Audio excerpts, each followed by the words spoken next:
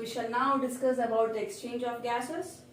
The respiratory gases like oxygen and carbon dioxide, they diffuses based on their concentration gradient and pressure gradient. So concentration gradient in the sense the differences in their concentration, that is the number of molecules of oxygen or carbon dioxide. Always gases moves from the region of their higher concentration towards the region of their lower concentration. And also these gases diffuses from the region of their higher pressure towards the region of their lower pressure. However, the exchange of gases, the gaseous exchange, it is affected by certain factors. So there are certain factors that influences the rate of diffusion, like solubility of gases, partial pressure of gases, and the thickness of a membrane. See, it depends upon the diffusion of gases, it depends upon the solubility of gases. But what do you mean by solubility of gases? Are gases soluble? Yes, of course, these gases, they are soluble. So oxygen or carbon dioxide, they usually dissolve in the respiratory surface, and then they will be diffusing from the region of their higher concentration towards the region of their lower concentration. And thus, those gases which are readily soluble, they will be exhibiting the more gaseous exchange, or the rate of diffusion will be more. If the solubility of a particular gas is less, then the rate of diffusion it will be also less. And thus, more the solubility of gases, more the solubility of gases, more will be the rate of diffusion, lesser the solubility, lesser will be the rate of diffusion. And when we speak about oxygen and carbon dioxide, the carbon dioxide, the gas carbon dioxide, it is 20 to 25 or 26 times more soluble when compared to the oxygen. As the carbon dioxide is exhibiting more solubility than that of the oxygen, this carbon dioxide, it diffuses at a faster rate when compared to the oxygen. So the solubility of carbon dioxide is more when compared to the oxygen. Not only this factor, the rate of diffusion is also affected by the partial pressure of the gases. The partial pressure of gas, it is abbreviated as PP. It is symbolically represented as PP. So the partial pressure of a gas is nothing but the pressure exerted by a single gas in the mixture of gases is called as partial pressure of the gas. Here we are speaking about the oxygen and carbon dioxide. So here we will be also speaking about the partial pressure of oxygen and partial pressure of carbon dioxide. Even the rate of diffusion, it also depends upon the partial pressure of oxygen and partial pressure of carbon dioxide. But what do you mean by partial pressure of oxygen or carbon dioxide? First, let us speak about the partial pressure of oxygen. So the pressure exerted by oxygen. So oxygen, it is just a single gas, not single molecule. I am speaking about just oxygen, that particular single gas.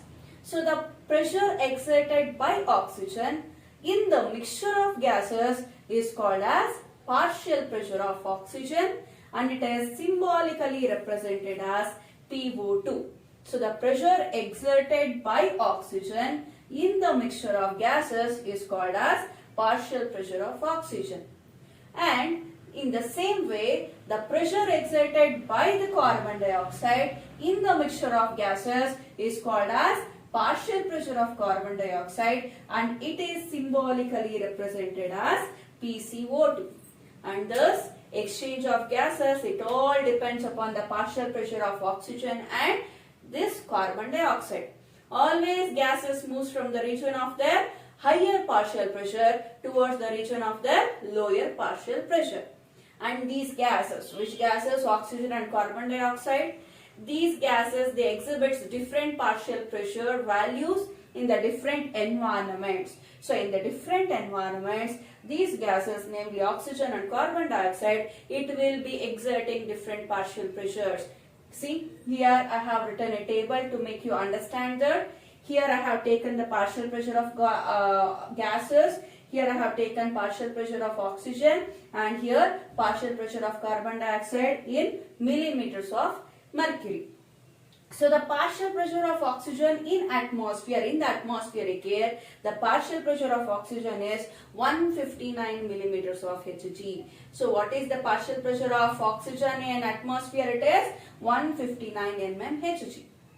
And in alveoli, alveoli are the cup-like structures which are present inside our lungs. So inside the alveoli, PO2 is 104 mm Hg.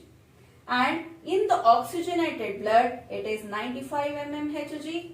In deoxygenated blood, it is 40 mm Hg. And in the tissues, it varies. So the PO2 might be varying in between 40 or 20. So 20 to 40, so it will be varying. So this is how the partial pressure of oxygen, it varies in different environmental conditions. As you people observe one more thing here, the partial pressure of oxygen goes on decreasing from the atmosphere as it enters into the alveoli. So the partial pressure of oxygen is more in atmosphere, and it is comparatively less inside our alveoli, and even less inside the oxygenated blood, and even more lesser inside the deoxygenated blood. Deoxygenated blood is nothing but it will also be having oxygen, but the level of oxygen, it will be less when compared to the carbon dioxide. Likewise, in oxygenated blood, carbon dioxide will also be present, but the levels of carbon dioxide will be less in oxygenated blood than compared to the oxygen. So the levels of oxygen will be more in oxygenated blood than that of the carbon dioxide. And let us now look at the values of PCO2 in different environmental conditions. So the PCO2, that is partial pressure of carbon dioxide in the atmosphere, it is very less. That is, it is just 0.3 millimeters of Hg. And in our alveoli, it is 40 millimeters of Hg. And in the oxygenated blood, it is 40 mm Hg. And in deoxygenated blood, it is comparatively more. So how much? It is 45 mm Hg. And in the tissues, it might be 45. So the PCO2, it varies. That value, it varies between 45 to 58. And the partial pressure of these gases in the tissues, it varies. It depends upon how active the tissues are. If the tissues are more active, PCO2 will be more. If the tissues are less active, PCO2 will be less. Why like that? Because if the cell is metabolically more active, it will be receiving more and more oxygen. So their metabolic process will be taking place, reactions will be taking place, and there will be the breakdown of glucose molecule C6H12OH. So by utilizing this oxygen, this food molecules, it will be breaking into, it is broken into simpler forms like carbon dioxide, water with the release of energy. So if the tissue is metabolically more active, more and more carbon dioxide will be released. So when more and more carbon dioxide will be released, PCO2 value, it also rises. And thus, if the tissue is more metabolically active, so PCO2 value will also be more. If the tissue is less active, PCO2 value will be less. But there is one more factor which will be affecting the rate of diffusion, that is the thickness of a membrane. Which membrane? Respiratory membrane. So what do you mean by respiratory membrane or surface? The respiratory surface is also called as a diffusion surface, or even it is called as the alveolar capillary membrane. So here the thickness of membrane, I am indicating it as thickness of a membrane. So membrane is nothing but the surface area, or it is the place where actual exchange of gases takes place. That is, oxygen and carbon dioxide both gets exchanged. So that is called as a membrane or respiratory surface or diffusion surface. So the thickness of that particular membrane, it should be very, very less. Lesser the thickness, more will be the rate of diffusion. More the thickness of the membrane, lesser will be the rate of diffusion. And where we can find this respiratory surface inside our body? It is found in between the alveoli and blood capillaries. You people know that the cup-like structural and functional units of respiratory system are called as alveoli. So each alveoli will be having 300 millions of these cup-like structures, so-called alveoli.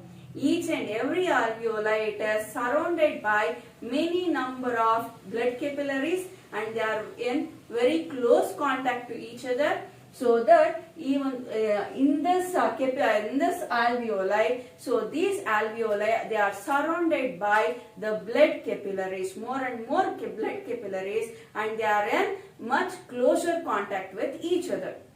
And to look this membrane, so this membrane, it looks like a sheet inside which blood is flowing, so that much it will be thin in nature.